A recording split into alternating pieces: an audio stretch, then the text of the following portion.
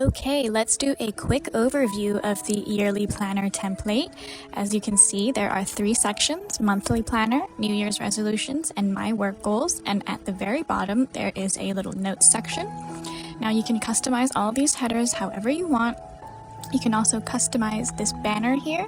Just click change cover, and I have created a few different banner options for you so you can customize however you like. The months are their own separate pages, so if you click over here on the left into January, let's take a look. You can see its own page here, and every month page has this breadcrumb trail at the top. So if you want to go back to the main page, you just click, and it has this easy navigation for you. Let's take a look at the individual monthly pages though. Here is March. It is sectioned off on the left. We've got March goals. Here is where you will input all of the goals that you have per month, and I have included some examples for you.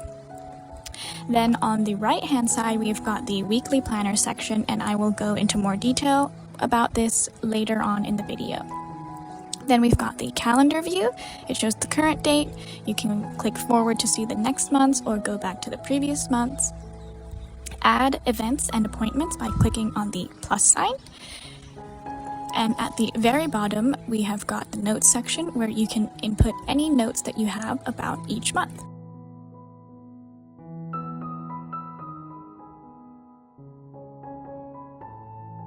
Editing the text blocks is very simple. You can customize it however you want.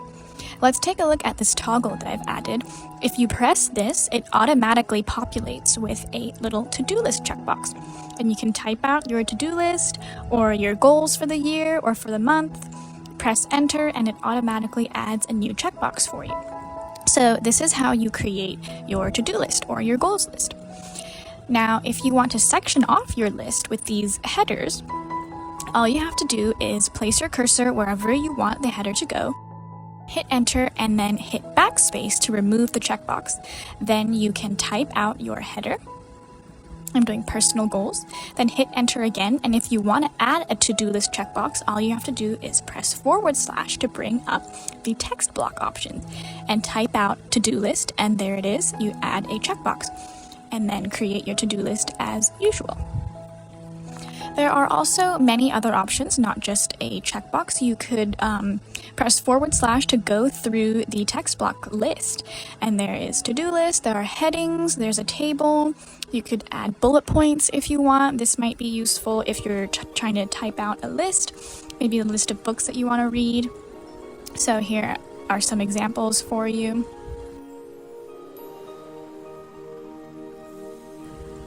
Now, to remove the text, you can just highlight or you can hit backspace. But if you decide that, oh wait, I actually want this text here, all you have to do is hit Ctrl+Z and it will undo all of the actions that you just did.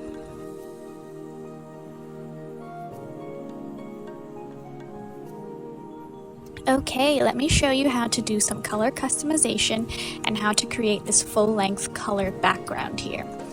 But first, let's see what not to do, and this was a mistake that I made. So I highlight the text.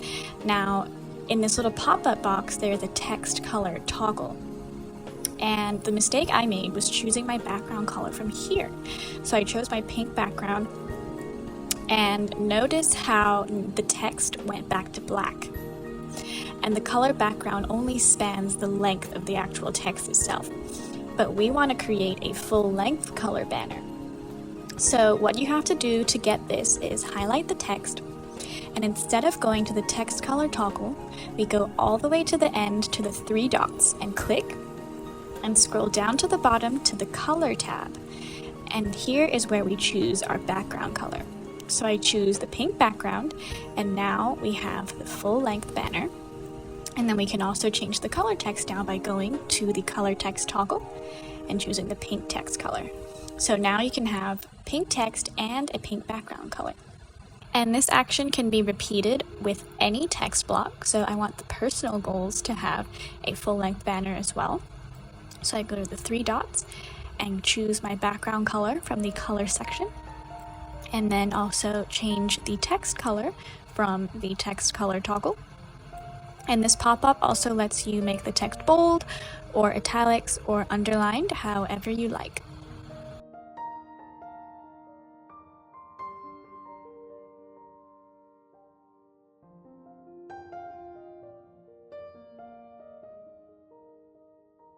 Okay, let's take an in-depth look at the monthly pages. Now we've got March, and on the left we have March goals. Here is where you can input all of the goals you have for the month. You can customize this however you like. These are just example goals that I've put in. Now on the weekly planner section on the right side, I have given you two different examples of how you could structure your weeks.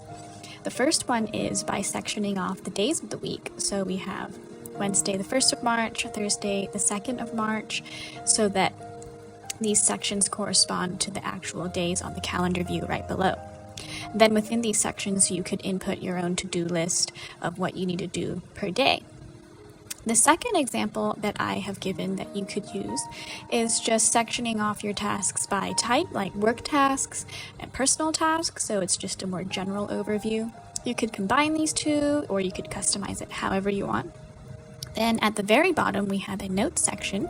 I like taking notes of the month, so maybe I want to track my monthly expenses. I can enter it in here. I have to track food, transportation, maybe some shopping.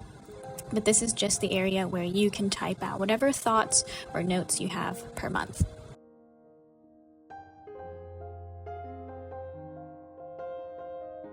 Let me show you how to customize the weekly planner toggle template that I've added for you. Now, when you press add a new week, it automatically pops up with this weekly template that I've added, and you can always go in and type in further text if you'd like. But the way to create the actual template is by going to the configure template gear icon at the top right, and it will pop up with this dialog box, which is where you'll edit everything. So you can edit the preview text. If you don't want it to say add a new week, you can just type it in right here. I think add a new week works really well, so I'm just going to leave it the same. And in the template section at the bottom is where you'll actually customize how the template looks. So right now it's sectioned off by work tasks and personal tasks, but if you decide you like the days of the weeks template better, you can definitely go in and do that and type in the days of the week as its own line. Get rid of the checkbox by backspacing, and then you can add it back in later. You can also leave the checkbox line empty so that you don't have to backspace the text every time you add the template in.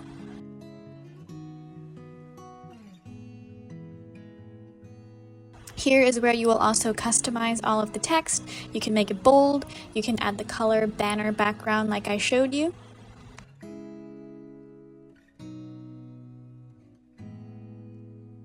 And once you are fully happy with how the template looks, you just click on the blue close button at the top right.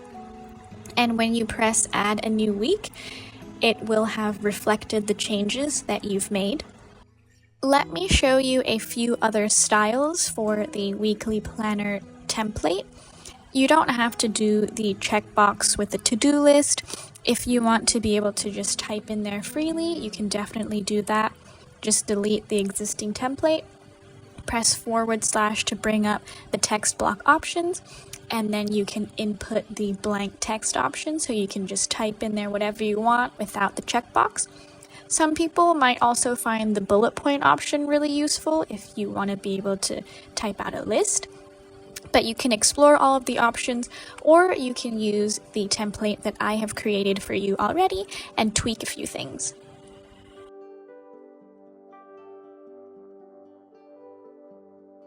Let's look at how to use the calendar section of the monthly pages. When you hover over the days of the week, a little plus sign pops up, and this is how you add events and appointments. So on March 11th, I'm going to the Harry Styles concert, so let's add that together. Press the plus sign and a dialog box pops up. The untitled line, that's where you're going to add the name of the event. So it's going to be the Harry Styles concert. And to match this text to the monospace text of the template, you just click on the 3 dots and choose mono.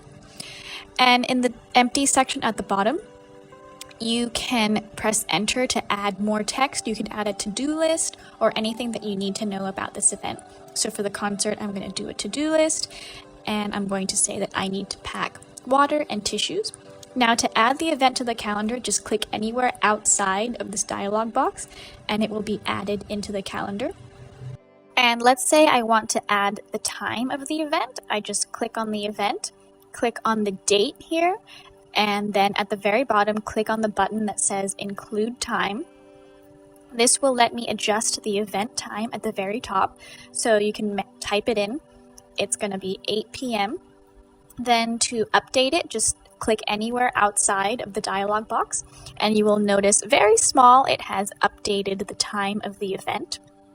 And you can add multiple events on the same day, as many events as you need to. If you want to delete an event, just right click on the event and then press delete.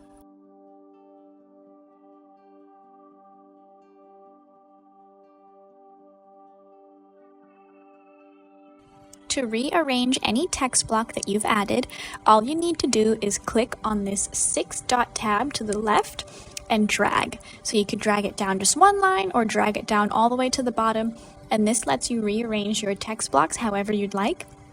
Now, if you want to rearrange an entire section that you've typed out, for example, this health goals section with the 3 checkboxes, make sure that you highlight every single line that you want to move, and then click on the tab of the very first line and drag to wherever you want to. And this ensures that the entire section gets moved. So you need to make sure that every line is highlighted. Otherwise, if you only choose the first line without highlighting the rest, it's just going to move each line individually.